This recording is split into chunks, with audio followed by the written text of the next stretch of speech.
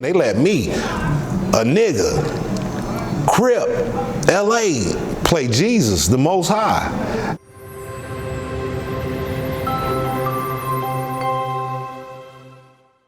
How'd you hook up with Aaron McGruder? Through my friend Jason Van Veen, who introduced me to film. Jason was writing on season 2 of the Boondocks, season 2 or 3 of season 2 of the Boondocks. He was writing on one of them seasons, and Aaron wanted to do a sketch involving some real niggerish type cats, you know what I'm saying? And he asked Aaron to do it, but Aaron was like, I got some homies, you know what I'm saying? Let me bring my homies up here and it's gonna make it real cool. So when we went to go do the sketch with Jay, Aaron was there. I met Aaron, and you know, I guess he took a liking to what he saw out of me and out of the sketches, and you know, I guess he he had the idea for Black Jesus already, but I guess once we met and he got a chance to see me and feel me out, so to speak, he saw a lot of his character in me, so I was like, shit, let's do it. He was like, how would you like to play Jesus on, you know what I'm saying, do a project like Black Jesus? How would you like to play him? I was like, nigga, hell yeah. Because, you know, that's Aaron McGruder, man, pop culture icon, man, the Boondocks, man. Come on, man, how can I say no? What was it like working with him? It was great. The man's a genius. The man's a genius, man. Very, very intelligent, very funny dude, very socially conscious guy, man, and it's such a blessing, man, and it's a dream come true. Why did you accept the role of Black Jesus and fulfill it the way you have? Why not? I needed an opportunity. Somebody was giving me one. I needed that bread. I wasn't doing nothing else. You know what I mean? And to be given a chance to do something as prolific and, you know, to play someone so revered in our world's history, you know, again, they let me, a nigga, Crip, LA, play Jesus, the Most High. And, you know, again, Aaron actually told me, you know, when I said like, yo, well, what you want me to do? He gave me a costume, and it was no script and, you know, no format or nothing. He just said, what would you do if you were Jesus? So I put on the costume and I gave my interpretation of a modern day Jesus. What's the highlight of your career with Black Jesus as of right now? Because I understand y'all in season 3, right? Yes, indeed. What has the highlight been, you know, for each season up until this point, you know? The highlight's been just getting the TV. That's the main highlight to me, you know what I'm saying? Because there's so many amazing projects, so many amazing films and shows that probably never see the light of day and never see that type of stage. So I'm very thankful, man. I'm on TV, bro. Come on, man. Come on, man. Like, I come up in an urban environment, poor, you know what I'm saying, impoverished, drug-ridden, you know, gang-infested ass neighborhood. You know, I come from the bottom of the bottom like a whole lot of people. And to be given that opportunity, man, you know, again, I jumped at it, and it's greatly appreciated. So what are the highlights being, man, in terms of like, you talked a little bit about Charlie Murphy. What did Charlie Murphy mean to the game of acting? What did he mean to the game of comedy? I'm talking not so much, we're going to get into him as your friend, but what does he mean to the crafts? Charlie Murphy meant reality, humility, no holds barred. Charlie Murphy was a man's man.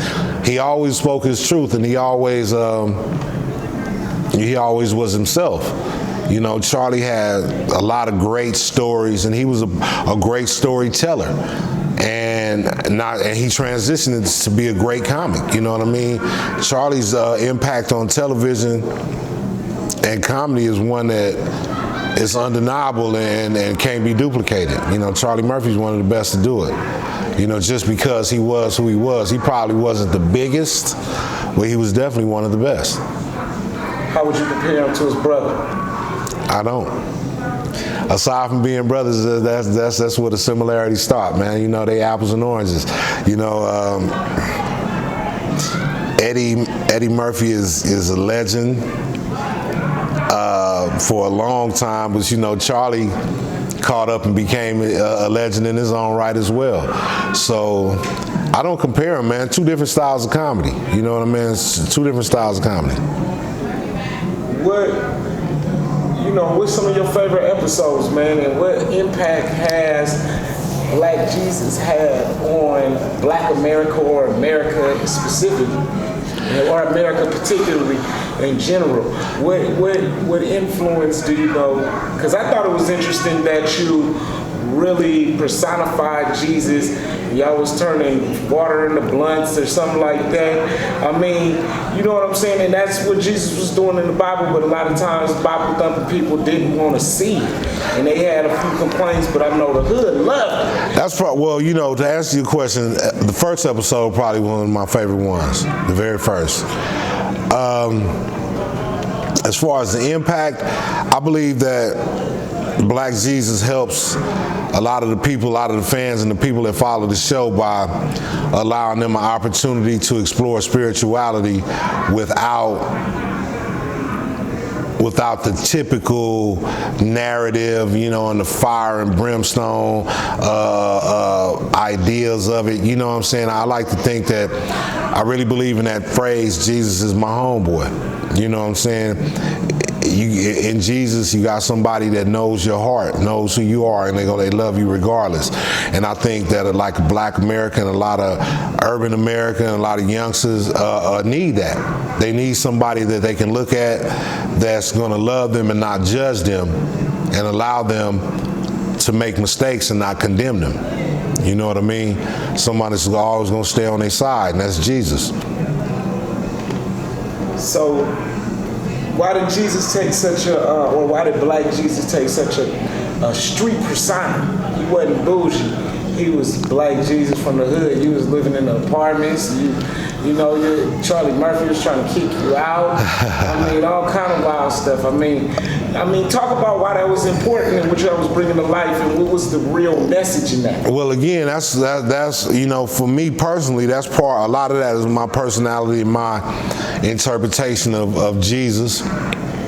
Again, when I was given the opportunity to play him and I was told to do what I thought Jesus would do in 2019, that's just what I did. I mean, he lives in Compton.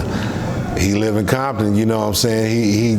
He don't live in not to say there aren't nice big houses in Compton, because they are. They got some great real estate in Compton, but for the most part, he's coming from the more gritty areas, grimy areas, and when in Rome, you gotta do what the Romans do. And they say Jesus is a kind man, to quote Pop. They say Jesus is a kind man, and he should understand times in this crime land. So he understands what's going on, and he never condemns anybody. Now, he don't want you to go rob that motherfucker, but he know you got to go feed your baby.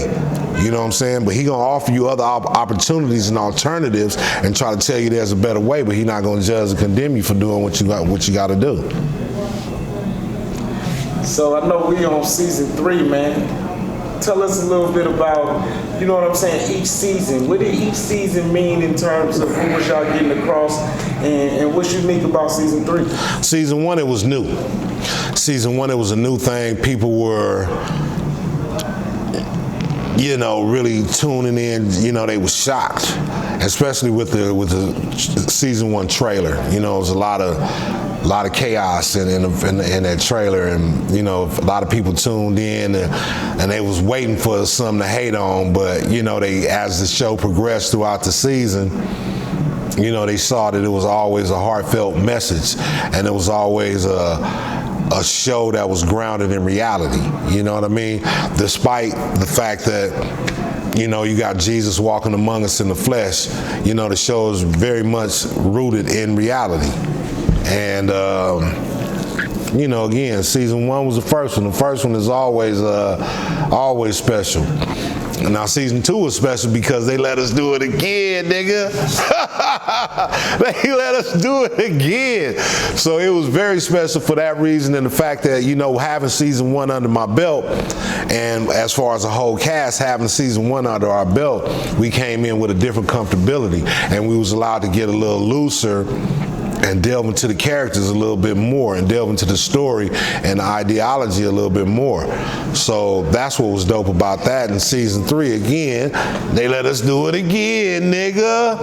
And you know, season 3 is extra dope because, you know, we turned up the miracles. You know, Jesus is doing a lot of shit this season.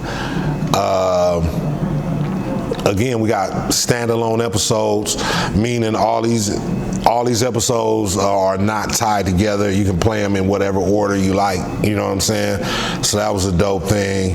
And season 2 was special because it was the last one we had with Charlie. And season 3 was special because we didn't have Charlie there and we were embarking on a new path, you know. So it's online with on Adult Swim, right? Adult Swim, you watch it Friday night / Saturday morning, midnight on Adult Swim, or you can catch it on the adultswim.com or the Adult Swim app.